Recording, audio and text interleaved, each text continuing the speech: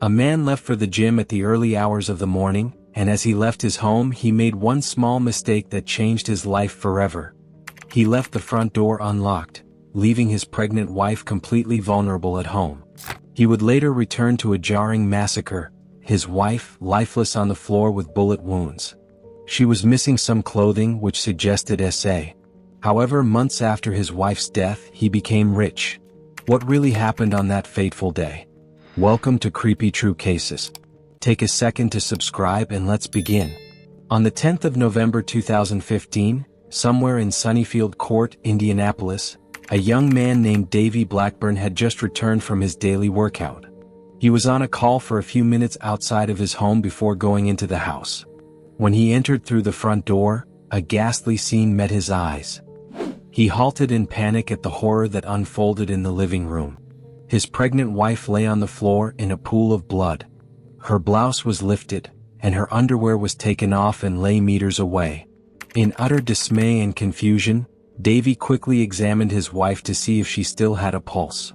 Immediately he found a faint pulse and he dialed emergency lines. The home, which was tidy earlier, became the scene of a brutal struggle, messy with blood stains. Davy was completely unaware of a brain fragment that lay just a few feet from him. About 8 minutes later, emergency services arrived, and 28-year-old Amanda Blackburn was taken to the hospital. Investigators began to look into the tragic case, and what they found was an evil plan gone wrong. But who was Amanda Blackburn? Amanda Grace Boers was born on the 31st of July 1987, in a place called Muskegon, Michigan. She schooled in Indianapolis before moving with her family to Elkhart. She then attended Elkhart Christian Academy in 2006, and by 2008 she had graduated from Pensacola Christian College. She was brought up in a strong Christian home and embodied the values of her religion. Her father was a pastor at a Baptist church and made sure that his daughter was deeply involved in the activities of the church. When she met Davy Blackburn, she knew she had found her soul mate. Davy was a native of Tuscaloosa, Alabama, and had graduated from Southern Wesley University. The two met at a Hawk Nelson Christian band concert that was organized by Amanda's sister and Davy's best friend. They fell in love and began to date. They talked every day and were never bored with each other's company. Their love was pure and free of earthly problems. They were sure of what they wanted for themselves and for each other, so sure that on the 1st of August 2008, they tied the knot. The couple lived in South Carolina for 4 years before moving to Indianapolis in 2012. They started a church and catered to the young people in the society.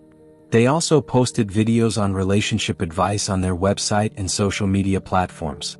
Their first child came in 2014, and they named him Weston Blackburn. Their family was finally complete, and they lived together in a comfortable home, in a quiet and serene neighborhood where nothing unusual or catastrophic ever happened. Until the 10th of November 2015. After Amanda's body was discovered, the ambulance arrived at the residence around 8 a.m. The pregnant woman was in a critical state and was rushed into the ICU. Unfortunately, her injuries were too severe and she died the next morning. So did her unborn child. Amanda was carrying a baby girl, and at their burial, she was named Evie Grace. The tragic event went viral, and people from all parts of the world sympathized with the Blackburn family. Prayers were held online and offline. People demanded justice for the murder of Amanda and her child. This mounted incredible pressure on investigators to find the killers. In an interview with the police, Davy said that he found Amanda on the floor lifeless when he returned from the gym. Her underwear was stripped off, and she lay face down in a pool of blood. Davy told investigators that he had left the house as early as 6 a.m. to go to the gym and that he had left the door unlocked. The simple oversight changed everything. Locking the door may not have stopped the killers from entering the home, but it would have given Amanda more time to call 911 or sound an alert. The main cause of death was 3 gunshot wounds, one at the back of the head.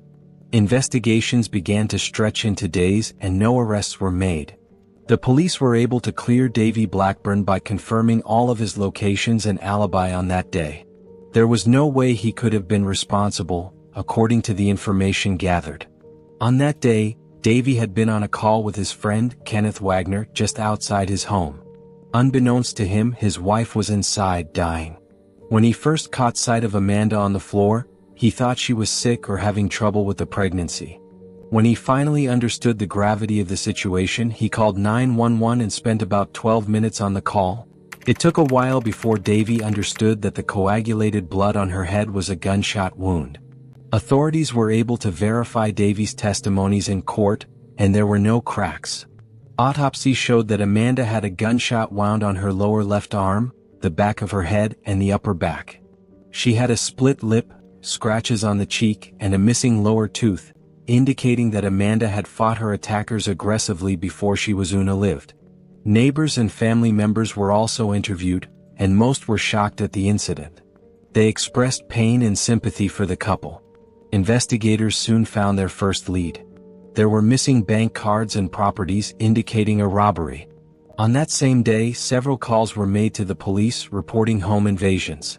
These homes were also in proximity to the Blackburns' home. The thieves also left the sliding glass door to her apartment open.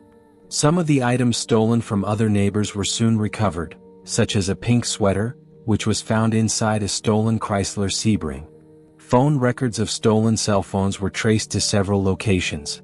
And Amanda Blackburn's stolen bank cards were traced to faraway ATMs where the killer had tried to withdraw some cash. The criminal wore a hooded pink sweater and covered his face from the camera. When the pink sweater was recovered from the stolen vehicle, DNA testing revealed the first suspect, Jalen Watson. Watson's number was obtained from the police database, which was obtained when he was arrested for another crime. Another man, Deano Gordon, was implicated in the crime. Their cell phone records showed that both Jalen Watson and Deano Gordon were present at the crime scene on the day of the murder. They were also at the ATM where Amanda's debit card had been used. The last person was Larry Taylor, who was also caught on camera. Investigators found another major clue, a gun, conveniently disposed of near the Blackburns' home. The gun was taken in for DNA analysis and came out with positive identification for 21-year-old Jalen Watson and 18-year-old Larry Taylor. 24-year-old Deano Gordon was also arrested for the crime, but unlike the others, he wasn't charged with a felony because he never entered the Blackburn home. During interrogations, Larry Taylor admitted to shooting the victim during the scuffle. After taking all they wanted from the home, the trio tried to withdraw at least $500 from an ATM but was unable to get up to that amount. They were conscious of CCTV cameras, but had already revealed enough. The criminals returned to the house after trying to use the ATM. Amanda was kept hostage with one of the criminals. That was where she tried to defend herself. Unfortunately, Larry ended her life with a gun. The Blackburns' home was the third house to be robbed on that same day, but the only house with a casualty. Jalen Watson and Larry Taylor faced multiple charges of robbery and theft as well as murder.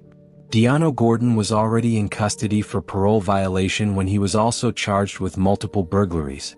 When investigators arrived at the crime scene, it was noticed that Amanda's underwear was lying at a corner of the room, and her shirt was pulled up, but there were no visible signs of SA and no DNA evidence.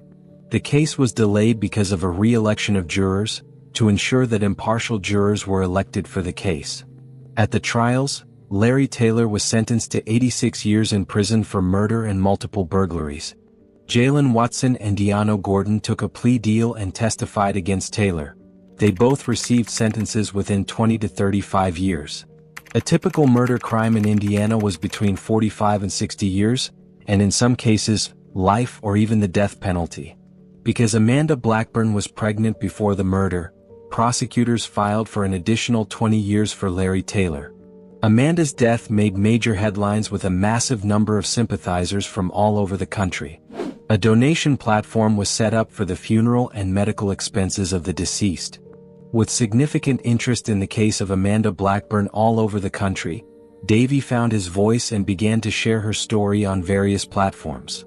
His story was covered in international media, and he drew energy from the support he was getting.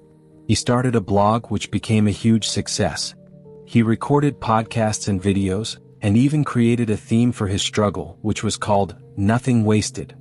He even appeared on radio and TV shows, where he spoke openly and vulnerably about his wife's death, recounting the events of that day, reliving the hurt as many times as it takes. Davey received a significant insurance payout after his wife's death, and his media platform was a massive success, pulling in massive sums of money. His wife's death, though tragic, had made him rich and famous. Davey later sold the house in which Amanda was murdered and bought a new house. He also remarried and has kids, leaving his old life behind and clinging to a new one with more money and a bright future. What are your thoughts on this case? Let us know in the comments. Be sure to subscribe and turn on notifications. Thanks for watching.